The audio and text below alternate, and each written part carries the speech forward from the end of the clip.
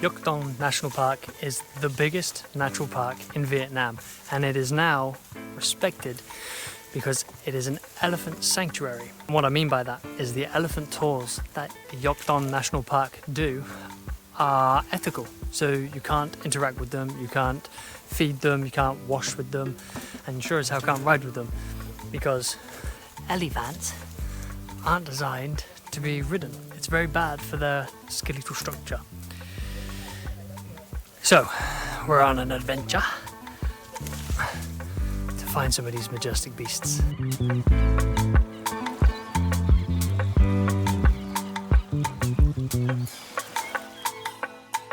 What's up, you beautiful people? Welcome to or welcome back to my channel. I'm Kiwi. I've got my trusty photographer beside me, the durable Jirian. And hopefully we're going to capture some really good footage of some wild animals in their natural habitat. Hi. This is our guide. How long have you been working here? About 4 years. And how much do you love it? Cannot count. We're walking through right now. Walking through the jungles. Looking for our first big grey monster. This is what happens when you don't pay attention to the jungle. He tries to capture you.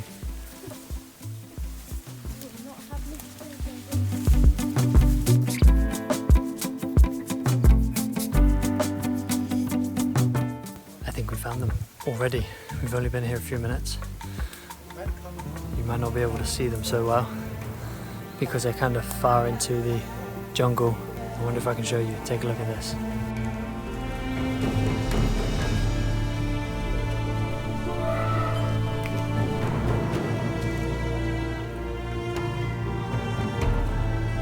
So we've managed to get a little bit closer to these two. And they're just minding their own business. They're not really bothered with humans being around. That helps with the park's rules that you don't really interact with them so much anyways. But these guys are just munching, man. They look so peaceful. They look happy. I mean, I don't know if you can define an elephant's happiness based on the way it's eating, but I'm not exactly an expert. They're big as well. So we've got the Asian elephants here, smaller ears compared to the African elephants with the big ears. And these guys need to eat 10% of their body weight, which can be from between like 300 to 600 kilograms of vegetables in a day. 600 kilograms of vegetables in a day. So the distance you get to the elephants is relative to their emotion. If they're having a good day, you can get relatively close. Today, thankfully, they're doing well. You might be able to hear them in the background now, busting through the bamboo. But because of that, we're only like 20 meters away. Clearly, the elephant goes where the elephant wants to go, and nothing gets in his way. So these guys are monitored, and they're monitored for safety and poaching reasons. There aren't a lot of wild elephants left in Vietnam. So these guys and this whole park is dedicated to keeping elephants in a natural environment without too much human interaction. No riding, no interaction, no touching, just watching. You can do a half-day tour for about $35 per person. If you come as a pair, the second person is slightly cheaper, so it works out as a deal. Or you can do a full-day tour, which is $80 per person, and that includes board and accommodation. The section you need to go to for the elephant tour, you need to be aware of a few things.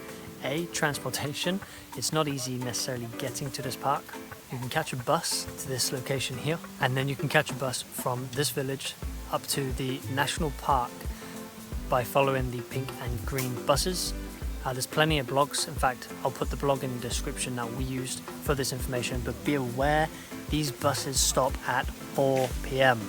So if you arrive at 6 p.m, you then have to spend 20 quid to take a taxi to come up to the park. So that's our little half-day elephant tour coming to an end. We spent a fair portion of time with them and we found them really quick. I don't know what I can say to you that describes truly what you see. When you see it from the other side, There's a lot of muddy water here, making sure I don't fall over. But when you see this from the other side and you're sat on your computer, your laptop, your phone, wherever you are,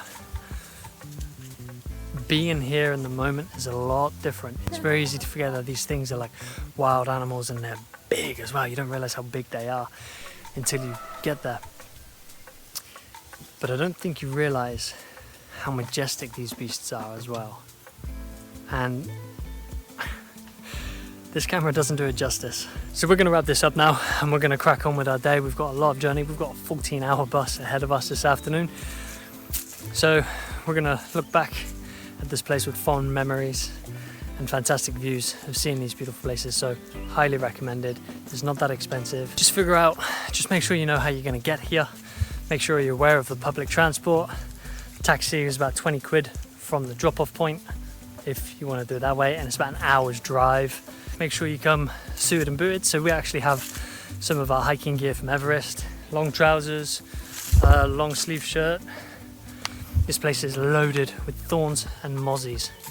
So check their website and make sure you know what you're bringing. Otherwise, that's it for this one. See you in the next one. Oh my God, I found some peacocks.